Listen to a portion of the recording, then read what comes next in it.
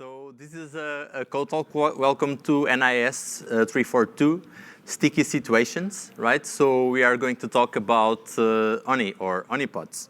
My name is Manuel Pata, and here with me is Arith. Hi, Arith. Hey everyone, my name is Harith Gadamanago. Nice to meet you all. So the agenda for today. From the audience here, who has already been at the code talk today or in a previous event? Oh, nice. Okay. Yeah. So in this code talk, we'll be walking you through a solution. It's possible for you to follow along on your laptop if you want, or you can just watch it as you prefer. I think it's a bit more funny to get like hands-on. The solution will not generate cost, lots of cost in your account, so you can safely run it. So it's up to you if you want to follow along. All the resources are available to you, or if you just want to watch us build it here on stage. Yeah. We'll be starting by doing an introduction to honeypots. What are honeypots, and why would one want to build a solution like this? Then we'll go into the results that honeypots brings to us, so observing the results from those honeypots and also adapting our infrastructure to our findings. And last but not least, of course, is an ask for you to go and build your own solutions. I hope that you enjoy, and if you have any questions, just raise your hand or come and talk with us after this presentation. We'll be around after the code talk. If you have any questions, feel free to stop us. Okay. Let's go. Let's get started then. So what are honeypots? Who has worked with honeypots in the past? Oh, Nice, that's a good nice, number. Nice. So, and honeypots can be described as decoy systems, right? So a way to decoy a malicious actor, a trap, a solution to get them busy and stuck in a place where it will take them nowhere. And most importantly, those honeypots are intelligence gathering tools.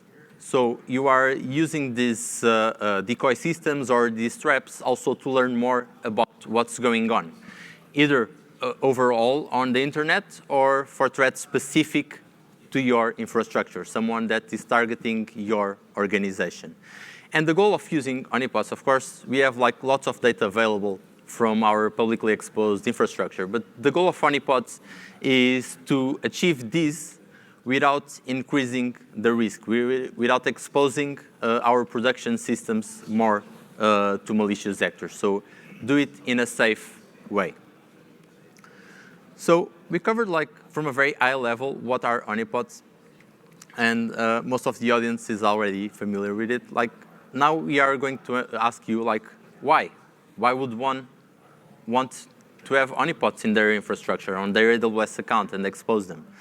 And well, as I mentioned before, the main goal is to detect attackers, so detect malicious actors targeting your organization or specific applications that you might have. Who is familiar with tar pitting or gray listing? It's a mechanism to waste attackers' resources. So you know that you are exposing a dummy resource on the internet, and you want the attackers to spend time there and slow them as much as possible.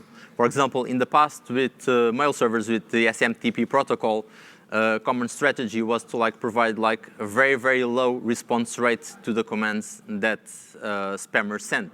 So they will spend a connection, a TCP connection, open for a very long time, and CPU time, just sending character by character each second. So while they are doing that, they are not spending their time elsewhere.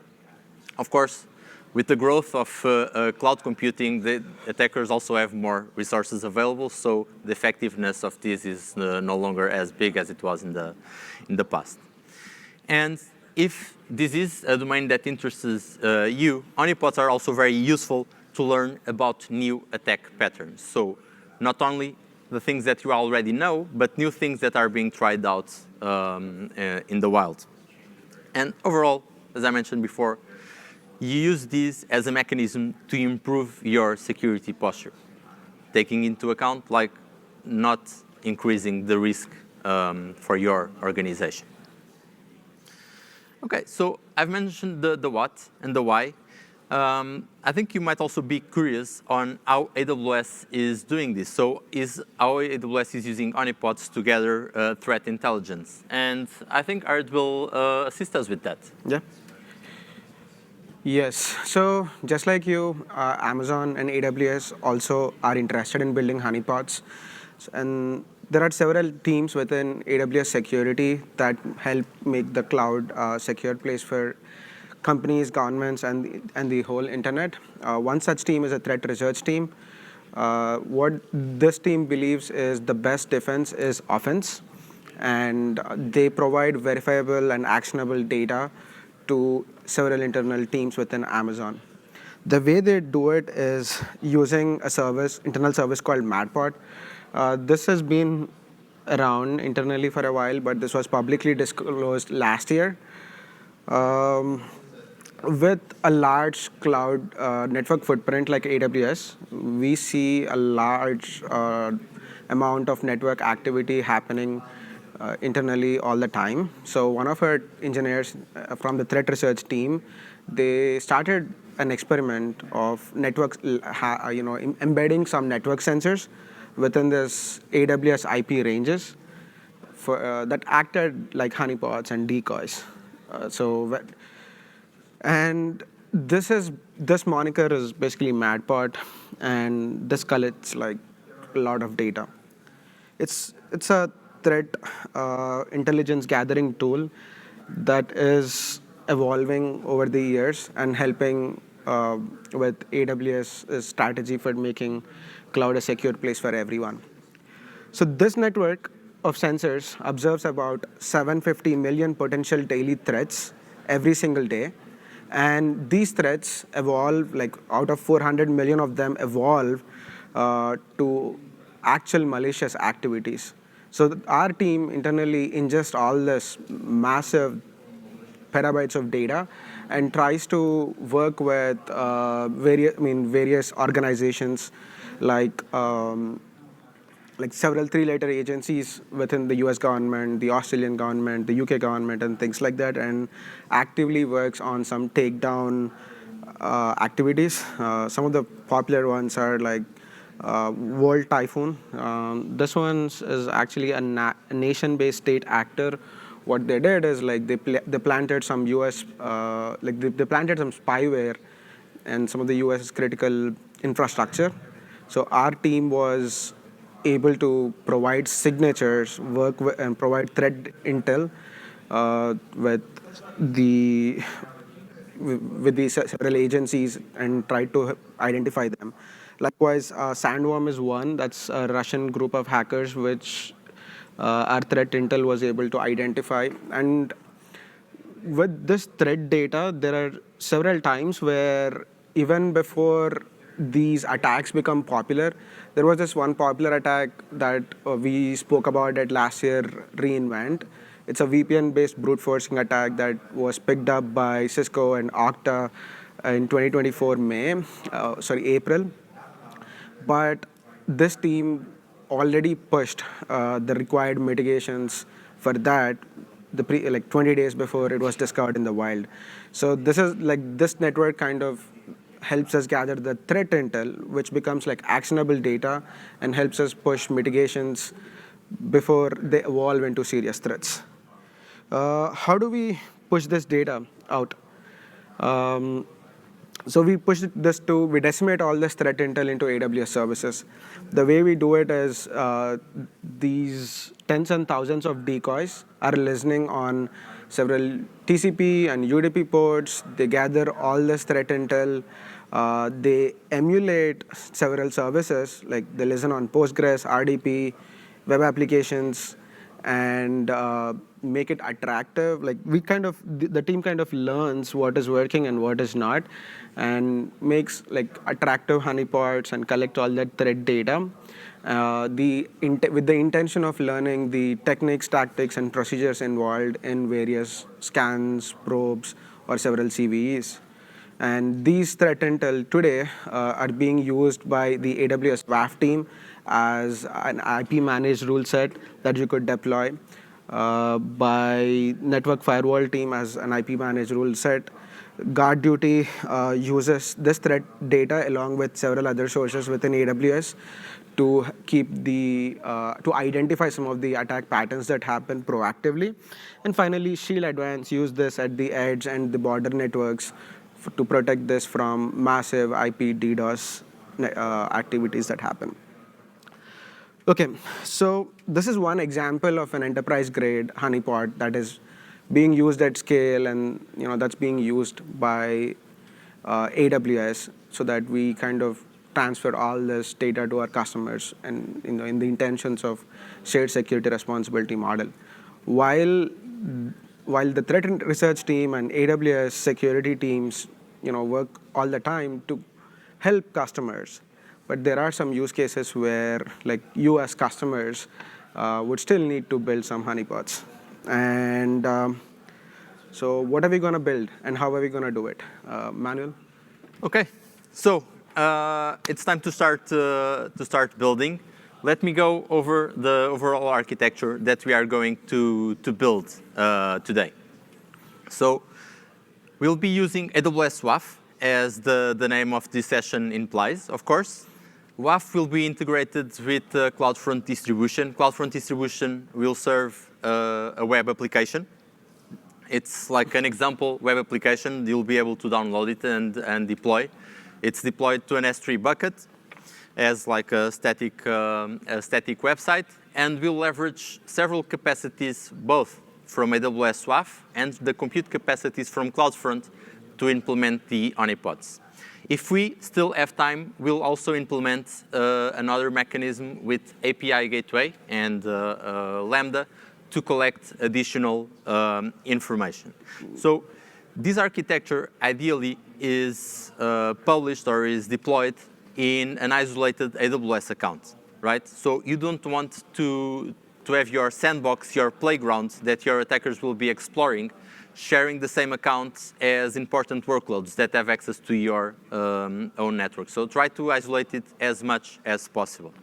Nevertheless, we'll share an example where you can use these kinds of capabilities from WAF to implement a decoy system in production. Yeah, but this is the starting point. So why CloudFront and S3? The cost is low of serving this application, of having this having this honeypot available on the internet, and the risk is very low. So you don't have any custom code from you being executed in this path. There's very little code from you, apart from the Lambda attach function that's integrated with CloudFront, or the CloudFront function that will also be running. So open up your AWS account if you want to follow along, or if you just want to watch, I'll use my own AWS account. Okay. So let's get started then. And there are different types of honeypots, right? I think there are low, medium, high interaction honeypots. There are different intentions. What do you want to do? Do you want to get the threat intel? Do you want to make it serve like a decoy? Do you want to fake something? Are you solving a specific problem? So the architecture is kind of similar. That's where we are going for. Like, we are going for the model, but you can take all these learnings and use it for your use case. Okay, thank you. So have you opened up your AWS accounts? By the way, is anyone who's not able to read what's on the screen? Raise your hands. You can read it? OK, good. Thank you. Let's get started then. I can also read it, I think. So we'll start by creating an S3 bucket that will host our application. So go to the S3 console. And by the way, we'll try to follow all the best practices when setting up CloudFront with an S3 bucket. So here I already have an S3 bucket, which is called Big Honeypot CloudFront. But you'll go ahead and create your own. It has to have like a distinct name from this one. And then head out to resources.bighoneypot.com. Okay? And there, oh, I need to increase the font size. OK, so at resources.bighoneypot.com, you'll be able to download the sample application. Okay, so what I'll do is just copy the link, and I'll use Cloud Shell, so you don't need to use it, like download it to your own computer. Okay, so we come here to our S3 buckets, and we'll use Cloud Shell to deploy it. Everyone is familiar with Cloud Shell? Very useful tool to run these kinds of demos, or even to run some tests on your accounts. Okay, so let's download it so that we can deploy the resources to the S3 bucket. Okay. You'll need to copy the bucket name. Where is it? It's big honeypot. And we'll do a sync, right? Oh. We always forget something in the demos. Okay, so I have my S3 bucket populated with my sample application. Now I'll go and create the CloudFront distribution. Everyone familiar with CloudFront and the WAF integration? Okay, let's go. Go ahead and create a distribution. For the origin, we'll use the S3 bucket that you've created. We don't want the bucket to be publicly accessible. So nowadays, with CloudFront, you never need the bucket to be publicly accessible. You can use origin access control or the legacy origin access identities to make your bucket private. And it's the same also for resources that you have on your VPC. So you can use VPC origins, and you don't need to expose your ALB or your NLB to the internet. Okay, so you can have them private, and CloudFront will still be able to connect to it. So origin access control, let's create a new origin access control, sign all the requests. Oh, already exists, good. So 342 session R. Okay, we'll need to update the bucket policy. So this is an honeypot, but we still want to make it safe. So we'll force users to be redirected from HTTP to HTTPS. We will just allow the get, add, and options methods. We will use the cache policy caching optimized, so there's like no dynamic content here on the S3 bucket. And for the time being, that's it. So we go into the web application firewall part. We will enable security protections and set it in monitor mode. What does this mean? It means that when I create this CloudFront distribution with AWS attached to it, it will be already created with AWS WAF WebACL there, and with some rule groups in count mode. We don't want to block anything. So we want the traffic to still flow in, and we want to gather intelligence from that. We use all edge locations. We don't have any SSL certificate for the time being. And we just want to set the default root object to index.html, so that when you load your CloudFront distribution, you will see the landing page of the application. So let's call it demo. OK. So we are still setting up the infrastructure. There's one more step that we need to perform. And that is, well, actually 2 steps. So the first one is to configure the bucket to use the origin access identity, right? So when you go here to your origin, you click Edit, and you will be able to copy a policy, a bucket policy, to be applied to your S3 bucket, right? So I'll come here, I'll click Bucket Policy, Edit, and I apply my bucket policy, okay? So once I do this, only this specific CloudFront distribution will be able to reach my S3 buckets.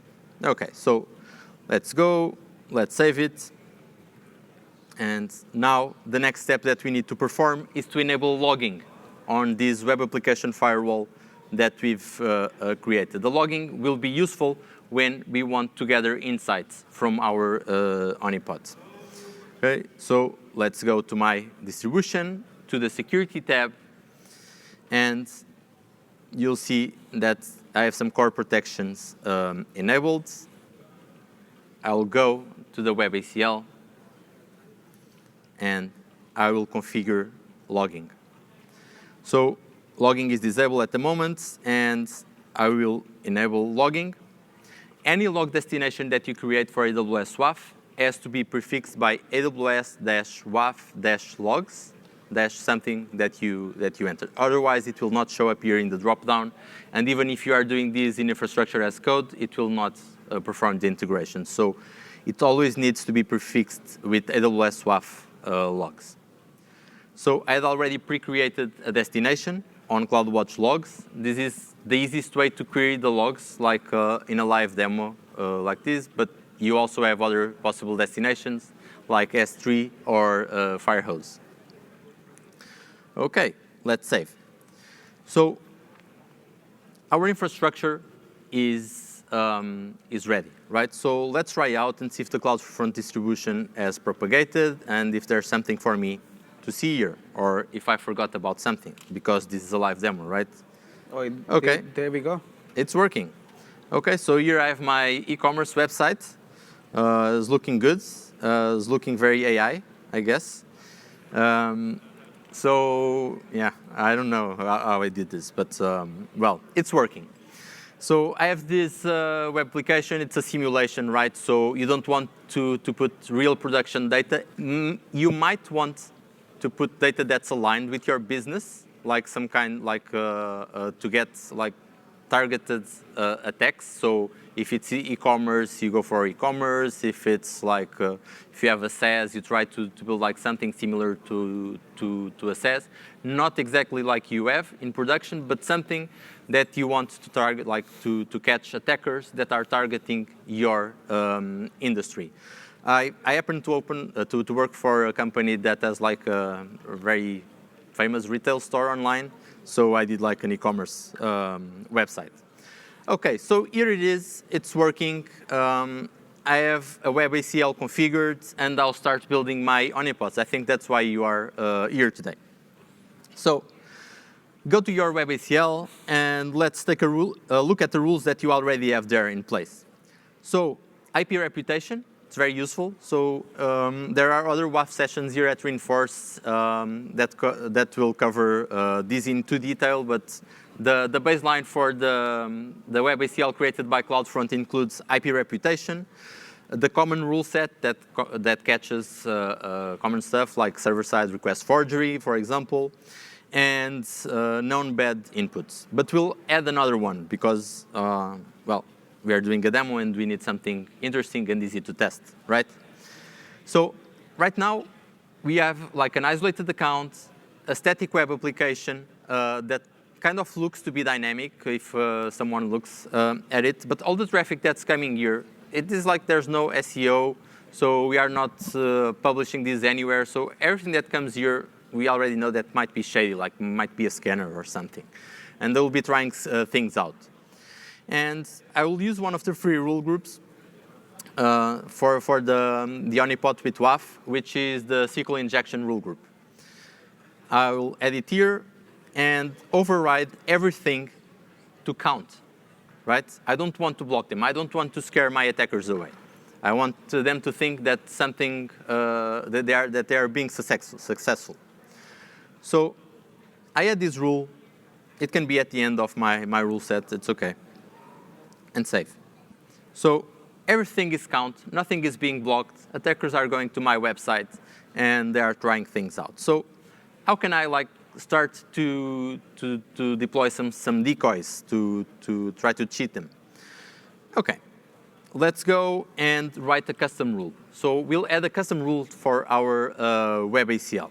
And this custom rule will be used to capture this kind of request. So I'll start by the one from SQL injection. I'll check.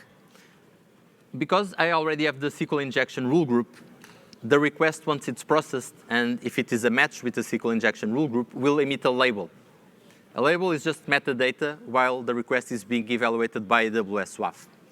And I will use this label for my honeypot. So if the request has a label of SQL injection in the query argument, so in the query string, what I want to do is still count, still let the request through, but I'll do something. I'll add a new custom header to this request, and I'll call this attack type. And I say that the value of this header is SQL injection query string. Add rule. When I'm using labels, the only requirement is that this rule comes after the one that labeled it, right? So it is after the SQL injection rule set, so I don't need to change the priority. OK, it's working. So apart from information in the logs and a new header in the request, what can I do with this? So how can I actually build the honeypot? I'll show you two different ways to achieve this. The first one is using CloudFront with Lambda at Edge.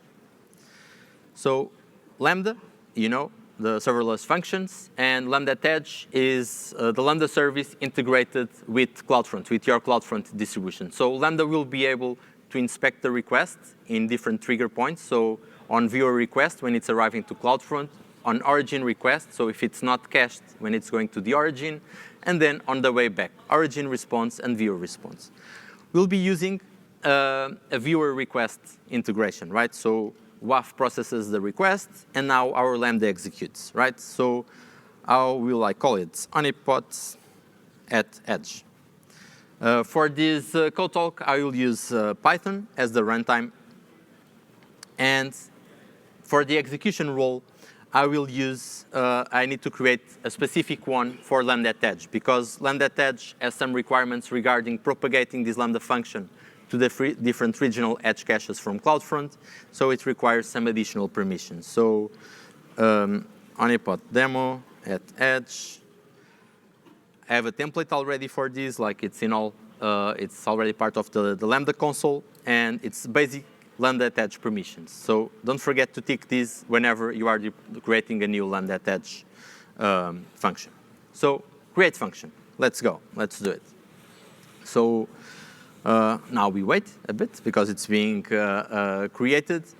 And what am I going to do with this? OK, so first of all, yeah, I might need JSON. We'll see. So what I'm going to do is I'll look into the CloudFront event that's received by Lambda. So I go to the event, records, CloudFront. And Amazon Q is helping me here also, not only with the static website. I just want to look at the request. OK, so I'm selecting the request key. And now I want to check if Amazon WAF attack type one thing to add, header is present. Yeah. In the request. OK, nice. Amazon Q is working. OK, so I don't want to block this. What I want to do is check the header value and check if it's a SQL injection, right? So in this case, the header value is SQL injection in the query string. By the way, can you read it? It's readable from there? OK, good. So we are not going to block this request, right? So we want to allow it. It's OK. But now let's pretend that they were actually successful. OK, so admin, password 123, hashtag. No one uses this password, right? So it's the first time you're seeing something like this. So the Lambda at Edge will now return this response, right? So let's deploy it and see what happens. Let's see if I didn't do any mistake. OK, so deploy the function. One thing when you are working with Lambda at Edge for developing your honeypot or any other situation, make sure that you have some test events available, because the publish process is not immediate when you are publishing to the edge. It's easier to test it here than test it like in line with CloudFront.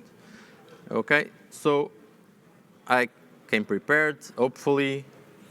There are also like test events from Blueprint. Yeah. Yeah, so one of the things that it's very useful to have is the documentation available and make sure that it opens. So let's grab a viewer request event from the documentation and test our function before deploying it to CloudFront. OK. Oh, succeeded, I think. it's good. I will not go any further. So now what I need to do is deploy this function to my CloudFront distribution. So I'll deploy it to Lambda at Edge. It's a nice action. So this is my CloudFront distribution for this demo. The cache behavior is just one, wildcards, and I'll use it on viewer request. OK, confirm the deployment to Lambda at the edge. OK, so what did we do so far as in the way of deploying like an honeypot? So I'm using AWS WAF to gather intelligence on the request. So use the known vulnerabilities from AWS WAF. I'm not discovering something new. I'm not learning new attack patterns. I'm learning about existing attack patterns. And I'm enriching the request with that information from AWS WAF to then implement the kind of decoy that I want to implement. It can be, I can log it, like, for example, for a DynamoDB table, or I can send it like to a data stream, or I can return a response that makes my attacker believe that they are actually being successful. So I'm deploying like a fake system for them. Of course, in this demo, it is very simplistic, but you can evolve it further. OK, so let's, I don't know if it's deployed yet, but we can check it out. So we are going to test our SQL injection pattern. So if you scroll down, you'll go and see there's this SQL injection pattern. Oh, it's working now. So my Lambda at Edge is deployed. So whenever I trigger WAF in some way with a SQL injection attack, I get this response back, right? So, and in this case, it's just like a very common username and a very common password. So you can implement this for other kinds of attacks. For example, you can do, instead of SQL injection, you can do this for server-side request forgery. For example, if they are trying to capture your instance metadata, if you haven't updated to IMDS v2, you can use this to capture it, for example. Again, I'll check for a label, the presence of a label, server-side request forgery. I'll also use the query string. It's easier for me to test, right? So I'm not counting. I'm just injecting a new header, OK? Attack type. And the value here will be server-side request forgery in the query string. Only requirement, it's after the common rule set, which is the one that detects server-side request forgery. Let's save it, and we can edit our function. OK, so let's go to codes, update codes. So in order like not to be very repetitive, I just got here a spoiler. So if you go to the resources page, there's like hidden links with some spoilers for the Lambda functions that you are going to see here today. OK, so what did I do? I have a condition for server-side request forgery, and I'm returning kind of like instance metadata credentials. But this is dumb. Like, this is not really a key. It's just a dummy, right? So I don't know if you've seen already, but some threat intelligence companies, they actually provide valid credentials, and then they analyze the CloudTrail logs for people trying to use those credentials, even if they have no policy attached, so they cannot perform any action. This is risky. So for this demo, I'm just providing credentials that are invalid, but they still make the attacker believe that they were successful. So I deployed this, and I need to update my trigger, right? So I'll go here and update it. Okay, and it will take some time to deploy. So for these first two honeypots, for SQL injection and server-side request forgery, we'll leverage AWS WAF to capture known vulnerabilities. What about things that we don't know yet? And things that we don't know yet can be, for example, bots that are scraping. So we don't know the source of these bots, and we want to find out. And they can be targeting your website. For example, if you are selling tickets, they can be like trying to purchase all the tickets that are available. Or if you have a product listing, they might be trying to lower like their own listings according to the price that you are setting. So how can we leverage WAF to detect that? There are two distinct ways that you can approach these. One of them is through rate-based rules, for example, or anonymous IP list. I will use a rate-based rule to check for clients that are doing too many requests. And you can specify, for example, too many requests to my product listing page. So they are paginating it a lot. And you can do like infinite pages and see if they keep on clicking there forever. So I'll create a rate-based rule.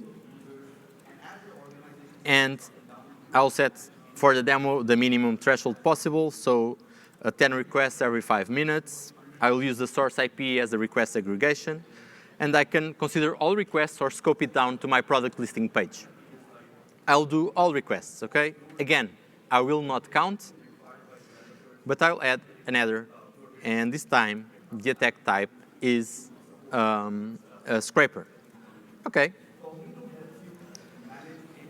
So what will I achieve with this one? So in this one, I will not use Lambda Edge.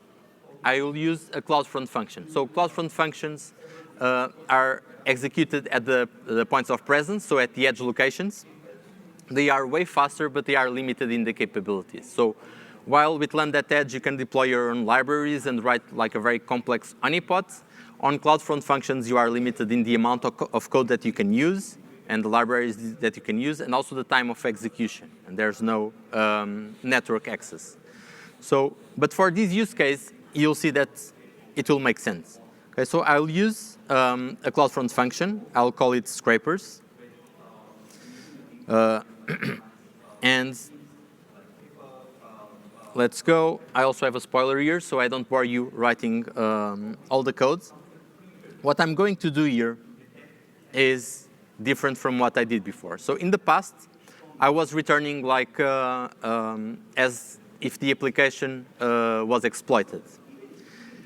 Now, what I'm going to do with this CloudFront function is if I detect like someone eating my web page too much, like my product listing page too much, what I'll do is serve them with a fake website. Okay? And the fake website can be a fake product listing. And you can do this if it makes sense from a business perspective. You can even do these on production. So unlike the previous honeypots, which you might not want to do them in your production website, if you have like a false positive, you can provide like a bad experience to your users. Here, if you know very well your attackers, you can use this change of origin as actually like a way to mitigate scrapers. So you are sending them to a different application server or to a static product list that has like the prices that you want, and they are not retrieving any meaningful business information from you. So here, I'm looking into this injected header for a scraper, for the value of scraper, and I will select a new origin that's called fake website. So I think we need to deploy that. So let's go to my CloudFront distribution.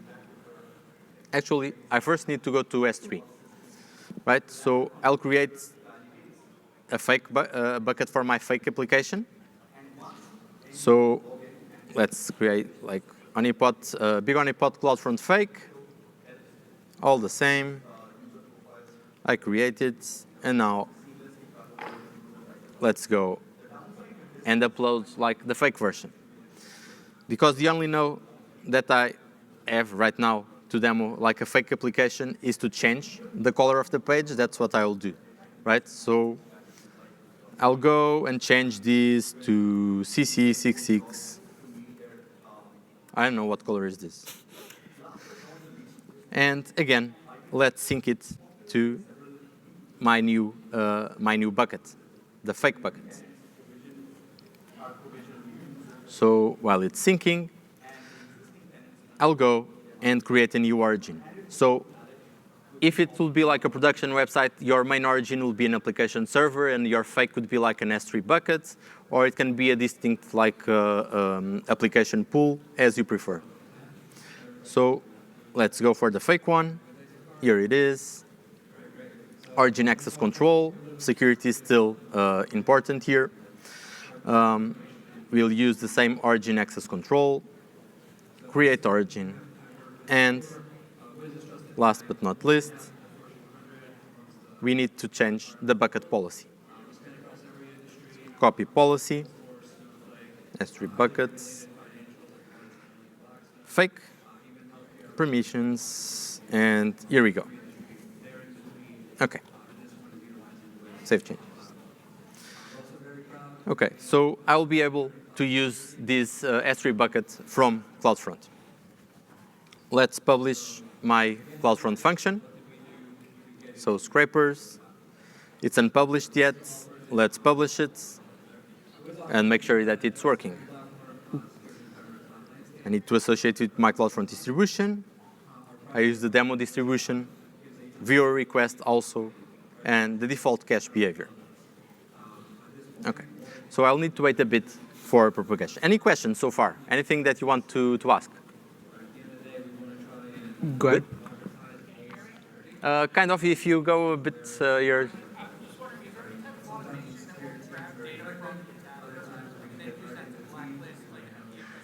Yes, so the question is if there's any kind of automation to get information from the attacker and put it in a denial list, right? So there, I know if you are familiar with, but there's like an automation, a solution from AWS, which is called WAF security automation. And I can share it in while this is propagating. Yeah, like the WAF security automation template, what it does is it deploys a shadow API gateway endpoint, which is backed by a Lambda function. So you could hide this in your CSS code when an attacker, not an attacker really, but a scraper, non-serious scraper, tries to load your JavaScript. They would end up clicking this API gateway endpoint. The Lambda would fetch the IP, and it would add it to the AWS WAF IP list. Yeah. You got it, yeah. Just click on it, yeah. So this I is don't know the if one. Is it readable? Hopefully. So that's one automation. So security automations for WAF does exactly that. So it constantly collects, looks at the logs from AWS WAF, and implements some mitigations based on the information that is there. Okay? But this is something that you can use in your production systems, okay, safely. Yeah. Any other questions while we wait? Okay, so Okay. let's see if it's working, right? So I said 10 requests every 5 minutes. I'm curious to see what color it is. Yeah, we'll find out. So the rate-based rule is evaluating. So rate-based rules work with a sliding window. It's evaluated like every 10, 15 seconds. So we might need to wait. Oh, I have a mistake in my application, in my function. And I know what it is, so let's fix it very quickly. So the problem with testing this directly in production is that you can break it, of course. So the origin name is this, and in my function, I use the different origin name. Okay. Save changes and publish my change. So far, we've found like 2 different ways to leverage WAF and the compute capabilities of CloudFront to implement like honeypot-like solutions. With Lambda attached, very powerful. You can even, for example, for server-side request forgery, you can even implement like a mock server for the EC2 metadata. And for CloudFront functions, you can use, for example, for origin selection. Let's see if it's working.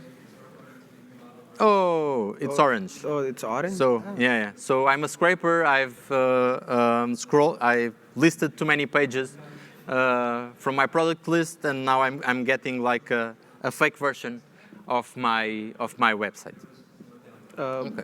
Why is this important though? Is if you are like, let's say Manuel, like he's the product owner for this website, and he has a competitor they constantly keep checking his website for pricing, he can actually do this and serve them fake pricing. Yeah. So that's one way to keep up with, like, somebody, like, if you are like a popular concert ticket reseller or somebody, if you want to just fool them up, like, just give them like a 9-digit or a 10-digit price and. Yeah, so it's so some of our customers are using this kind of capabilities as a way to mitigate these scrapers. So they are not blocking, because when you block, the attacker will move to the next level. So it will become more difficult also for you to protect from it, but they serve slightly different information according to a risk score. So you kind of use AWS WAF to score the risk of this request and serve the contents accordingly. So I mentioned that there are different ways to implement this. And I also mentioned earlier in this presentation that the goal of this is to be like a low-cost, low-risk solution. So from a risk perspective, we have not increased our security. We haven't decreased our security posture, so we haven't increased our risk so far. From a cost perspective, we are still using the free capabilities from AWS WAF. So we are just paying for request processing. But you can go further. Okay, so with AWS WAF, you also have the managed rule groups for bot control. And it's a situation where you can also deploy them. So if you are looking into AI bots, if you are looking for other kinds of bots or non-human interaction, you can also use the bot control rule groups. Okay, so you have bot control, common and targeted. Common does stateless inspection of the request. We'll just look at the properties of the request and label those requests. Targeted will look, is stateful. It will look into the whole session. It will check if it has like a valid token.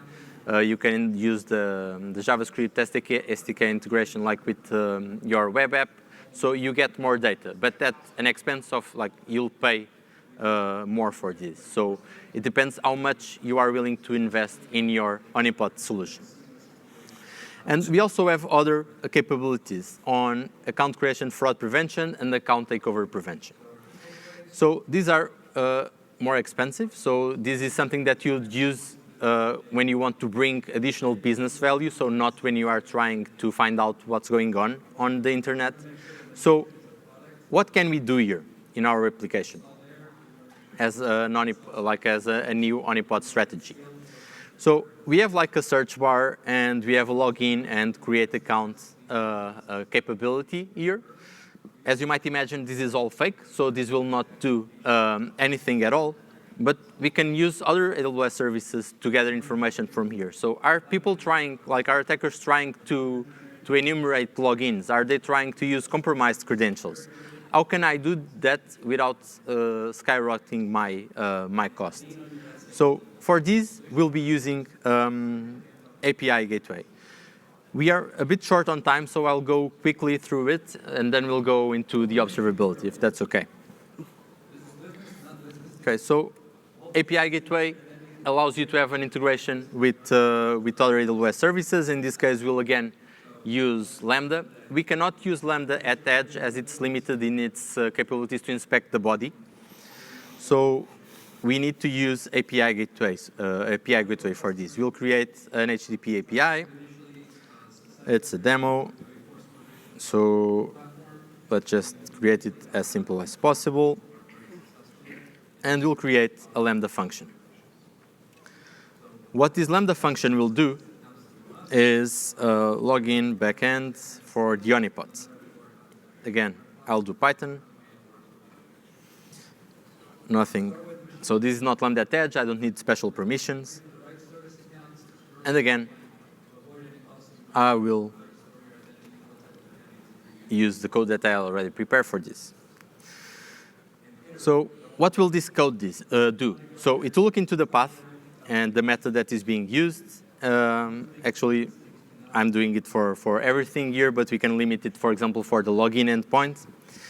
We'll look into the body. If it's base 64 encoded, it will decode it and just print it out.